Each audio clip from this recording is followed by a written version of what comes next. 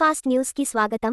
ఈ రోజు పిఎస్ఆర్ గార్డెన్లో ప్రజాపాలన ప్రగతి ప్రణాళిక కార్యక్రమం డిఆర్డీఏ అధికారి జ్యోతి ఆధ్వర్యంలో మున్సిపల్ కమిషనర్ శ్రీనివాస్ రెడ్డి ముందు ఉండి సంగారెడ్డి నియోజకవర్గ స్థాయి సమావేశం నిర్వహించడం జరిగింది। ఈ కార్యక్రమంలో ముఖ్య అతిథిగా టీజీఐఐసీ చైర్పర్సన్ నిర్మల జగ్గారెడ్డి హాజరై మహిళలకు రాష్ట్ర ప్రభుత్వం ప్రవేశపెట్టిన స్కీమ్ల గురించి మాట్లాడటం జరిగింది। ఈ కార్యక్రమంలో అదనపు కలెక్టర్ మాధురి, ఆర్డీఓ, ఎంఆర్ఓ మరియు ప్రభుత్వ అధికారులు, మున్సిపల్ చైర్పర్సన్లు, కౌన్సిలర్లు, సర్పంచ్లు, గ్రూప్ లీడర్లు తదితరులు పాల్గొన్నారు। నిర్మలా జయప్రకాష్ మేడం గారి చేతుల మీదుగా అధికారుల యొక్క ప్రోత్సాహంతో బ్యాంకింగ్ సవినయంగా వేదిక స్వాగతం పలుకుతోంది।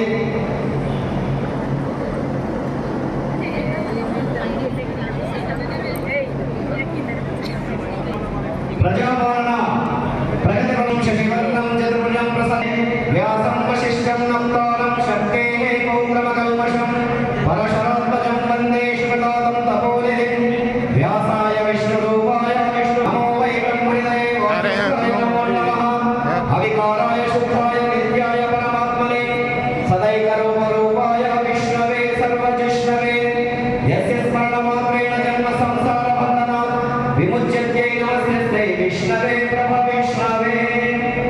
అజ్ఞానాన్ని తొలగించి విజ్ఞాన అధ్యక్షులు జ్యోతి మేడం గారు అందించాల్సిందిగా విజ్ఞప్తి చేస్తా ఉన్నాం।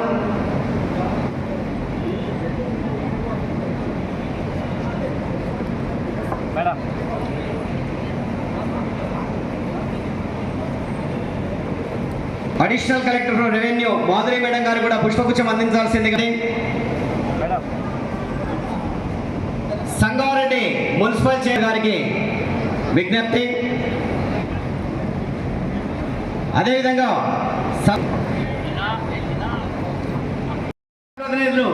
ఇద్దరు అధికార భావన పంచభూతాల సాక్షిగా పేదవాడికైనా ఆకలిగా ఉన్నవాడికైనా ఏ సహాయం చేసినా సాక్షాత్తు పరమేశ్వరుడికే చెందుతుంది। అలా ఇక్కడ ఉన్నటువంటి వాళ్ళు వారి వారి పరిధిలో ఉన్నటువంటి తన ప్రజానికానికి తన వారికి రథసారథులుగా ఈ జిల్లాకు అభివృద్ధిగా ఈ తెలంగాణ రాష్ట్ర ఔన్నత్యాన్ని కీర్తించేటటువంటి దయచేసి ఎవరు కూర్చోవద్దు। తెలంగాణ రాష్ట్ర గీతం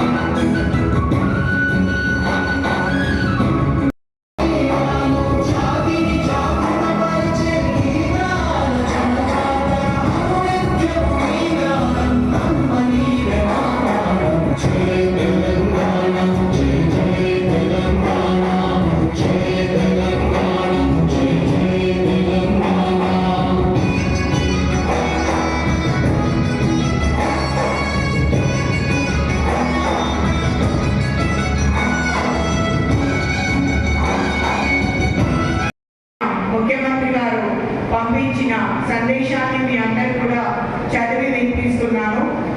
మిత్రులారా, ప్రజాప్రభుత్వం బాధ్యతలు స్వీకరించి 2 సంవత్సరాల 3 నెలలు పూర్తయింది।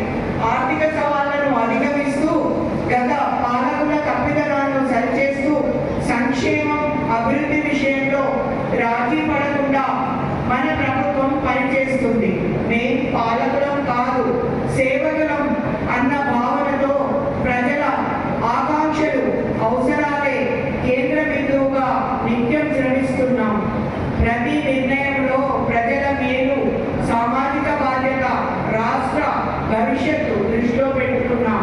ఉప ఎన్నికలు, పంచాయతీ ఎన్నికలు, మున్సిపల్ ఎన్నికల్లో వరుస విజయాలతో ప్రజాపాలనకు మీ ఆమోదం, మద్దతు ప్రకటించారు।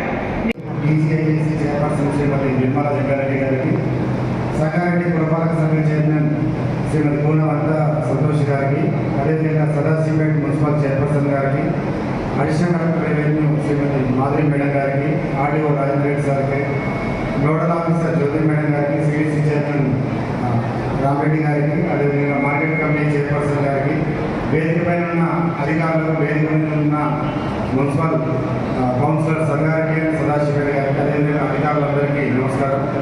సంగారెడ్డి పట్టణంలో మున్సిపల్ డిపార్ట్మెంట్ తరఫున అనేక అభివృద్ధి కార్యక్రమాలు ఈ గత 2.5 సంవత్సరాల నుంచి తీసుకోవడం జరుగుతుంది. యుఐడిఎఫ్ ద్వారా దాదాపు 18.8 కోట్ల రూపాయలు పట్టణంలో అంతర్గత రోడ్లు మరియు డ్రైన్ల నిర్మాణానికి ప్రతిపాదన సిద్ధం చేయడం జరిగింది. హెచ్ఎండిఏ 8 కోట్ల నిధులతో నగరంలో రోడ్స్, డ్రైన్స్ నిర్మాణం పూర్తి చేసుకున్నాం. అదేవిధంగా సిడిఎంఏ 3 కోట్ల నిధులతో రాజీవ్ పార్క్ పునర్నిర్మాణం అనేది చేపట్టుకోవడం జరుగుతుంది. నేషనల్ క్లీన్ ఎయిర్ ప్రోగ్రాం ద్వారా 2024-25 సంవత్సరానికి 1,47 లక్షలతో పట్టణంలో బీటీ రోడ్ల నిర్మాణానికి చర్యలు తీసుకున్నాం. అదేవిధంగా 2025-26 ఆర్థిక సంవత్సరానికి 51 లక్షలతో పలు అభివృద్ధి కార్యక్రమాలు కూడా తీసుకోవడం జరిగింది.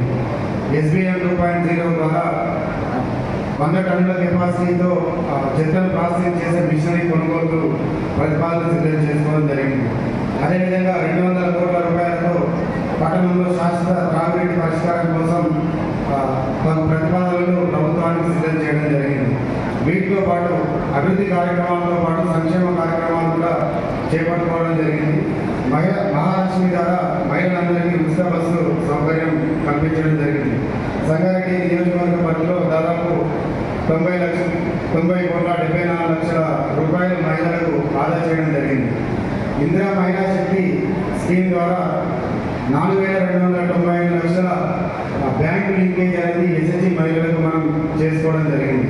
పట్టణంలో 202 ఇందిరా మహిళలు సాక్షిస్తే దాదాపు 151 మంది లబ్ధిదారులు ఇళ్ల నిర్మాణాలు ప్రారంభించుకున్నారు.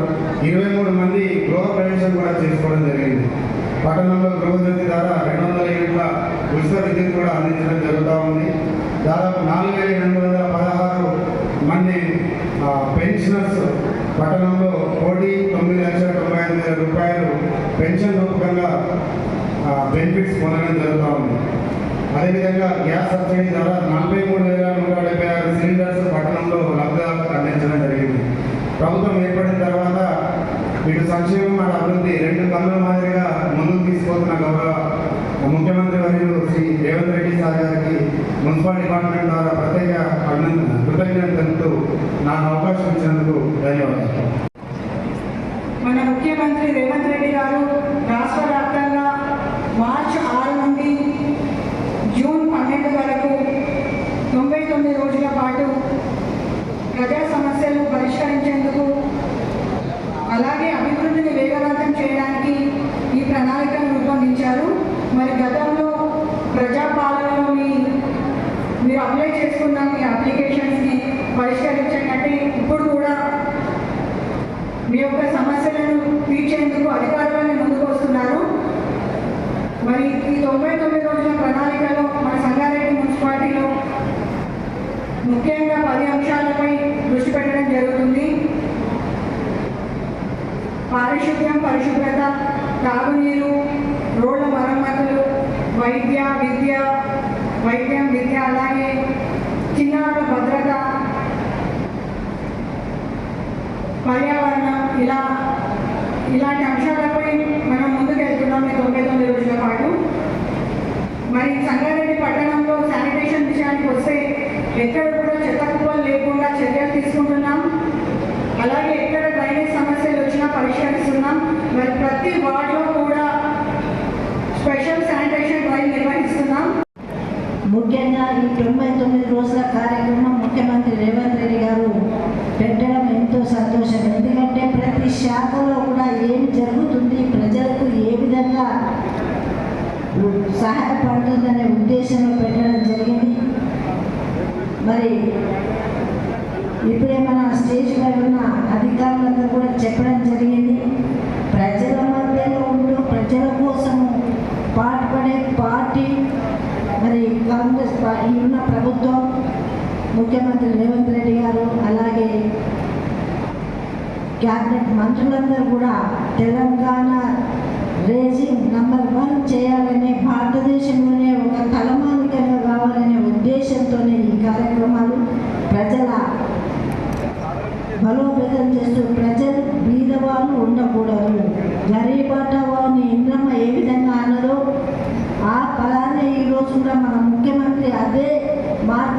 నడుస్తూ మరి చేయడం జరుగుతుంది. మరి ఇప్పటివరకు ఎన్నో పథకాలను ఇచ్చిన ప్రభుత్వం అన్నీ చెప్పడం జరిగింది.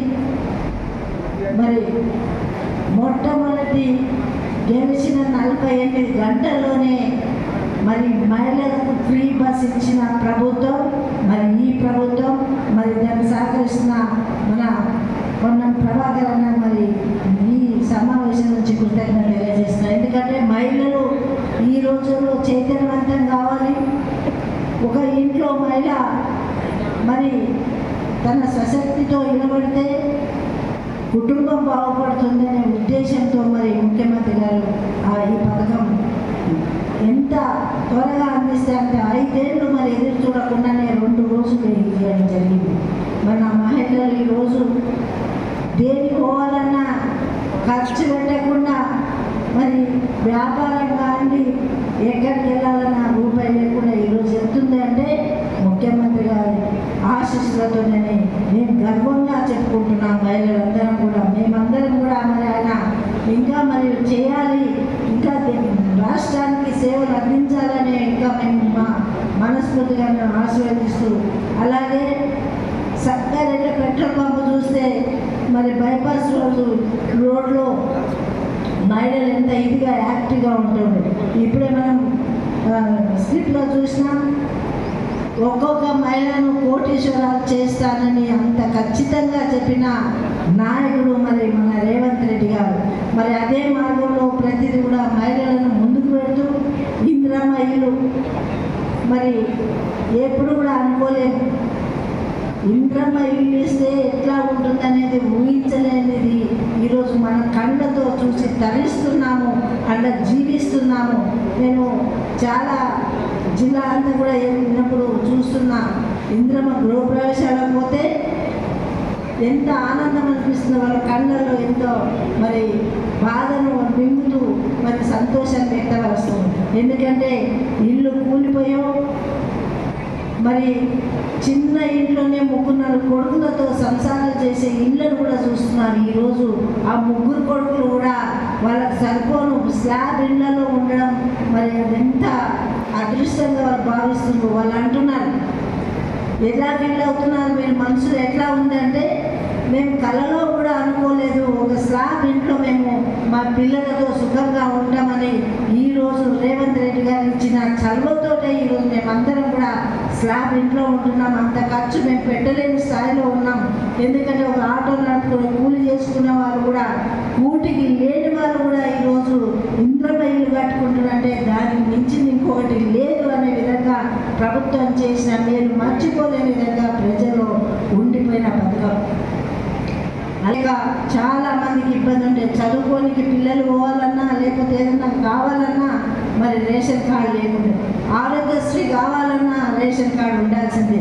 ఈరోజు ఆరోగ్యశ్రీ ఎంత ఆదుకుంటుందంటే అసలు సీఎం రిలీఫ్ ఫండ్ కూడా మరి ప్రతి 2 నెలలకు 3 నెలలకు మరి అందించడం జరుగుతుంది. అట్లాగే